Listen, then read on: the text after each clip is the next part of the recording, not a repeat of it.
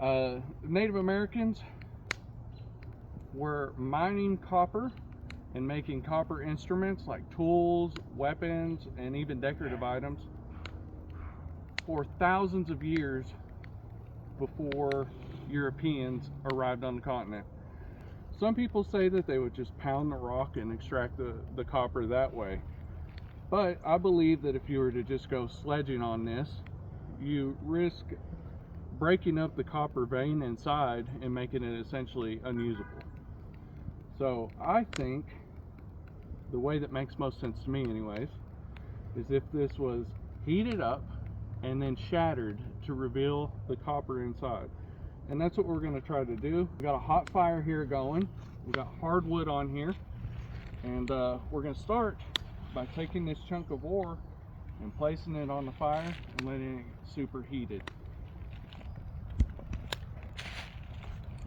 Okay, it's been sitting on the fire here for a little bit, and I got some water here, one of these little clay pots that we made with the kids.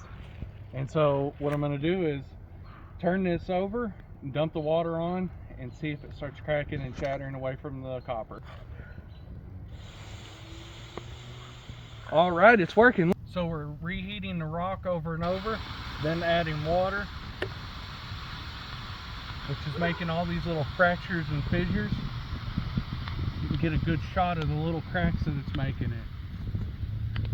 And then I'm able to take the hammerstone and just break away big chunks of the ore at a time.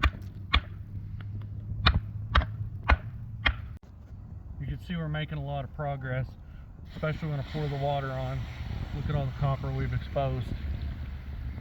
Alright, well, the sun sat on us, and I really want more light to see what I'm doing and how well I'm getting in to the layers here. So we're going to go ahead and extinguish this fire, do one final dump on it, and take it into the house and look and see what kind of progress we've made today.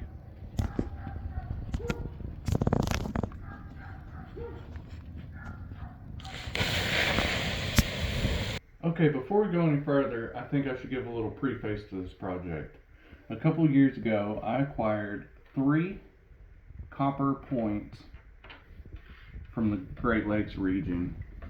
And of course I became pretty intrigued. Here in Kentucky we find mostly stone points, but these really got my attention.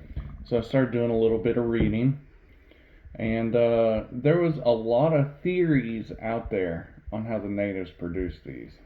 The more I was reading, the more I found out how extensive copper production was by the Native Americans in the Great Lakes region. We're talking tons and tons of ore being processed, and over a period of thousands of years. So that really got my interest piqued, especially when I kept reading over and over about how everything was a theory. Last night we were heating up the ore on a wood fire, and when it was getting glowing hot, we'd throw water on it and we would create little fractures like what you see in here. And then we would take the hammerstone out there and bust away some of the different chips. You can see all the fractures that were created by the heat and the water, as opposed to where I just struck that with a rock. We didn't get anything. So after about an hour of working at it out there, we managed to expose the copper vein here. And so far we know that we're potentially headed in the right direction. Now the challenge is going to be separating the copper and then working the copper. Well, I didn't get a good chance to look at it last night because it was still pretty hot even after dousing. But this morning I noticed that there is actually already some separation, and I don't know if you can see this, but there's actually a little give to it. And so I'm going to try to take some wedges and wedge underneath and see if I can't pop off a piece of copper for us to go ahead and start working. I'm going to try making one of these old Great Lakes copper spear tips, if at all possible. Okay, so I got these little wooden chisels. I'm going to try to wedge in here and see if I can't pop a layer of this copper here off.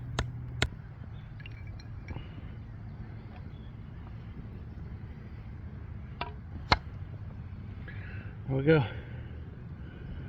Got a couple pieces of copper off this.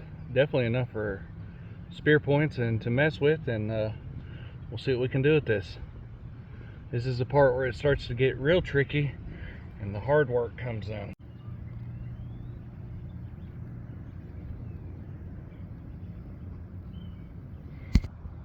Pliers haven't been invented yet, so I've just used 2 sticks here to grip it, and we're going to put our chunk of copper directly into the flames and let it get hot.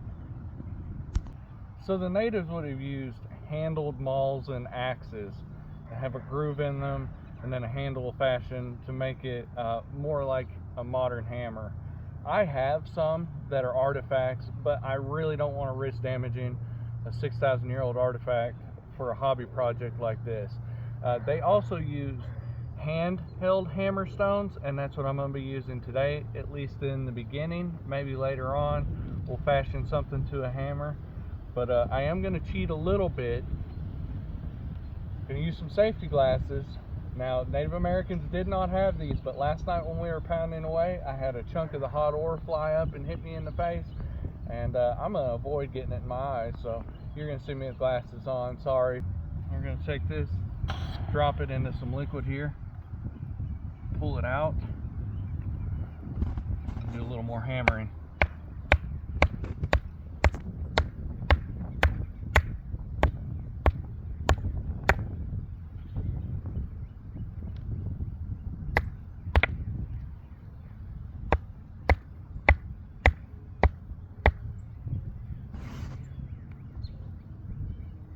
This process of annealing makes the copper a little bit more flexible, easier to work with, and helps keep it from breaking.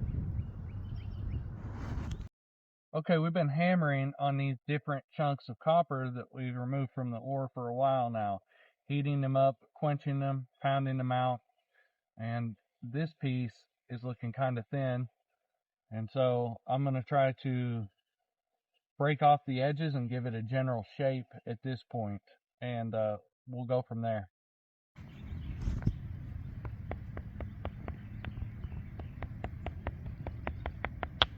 I'm trying to work a good sharp edge on this. We're almost to where we need to be to fix it to the dart. Check that out.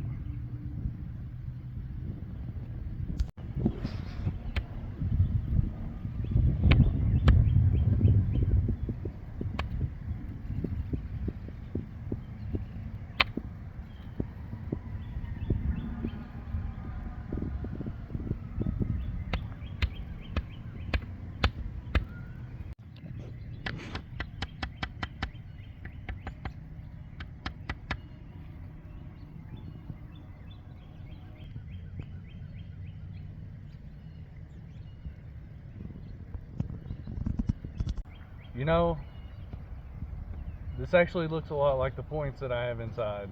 I'm pretty pleased with how this worked out, especially considering I've never done this before. Although probably completely unnecessary, I think I'm going to add a little bit of pine resin glue and a little bit of sinew around it just to make sure it's secure. And then there'll be only one thing left for us to do.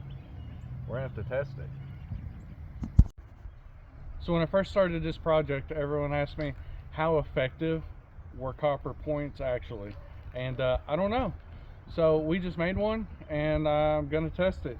I took a rack of bony ribs here, strapped them to an archery target, and we're gonna give it a shot and see what happens.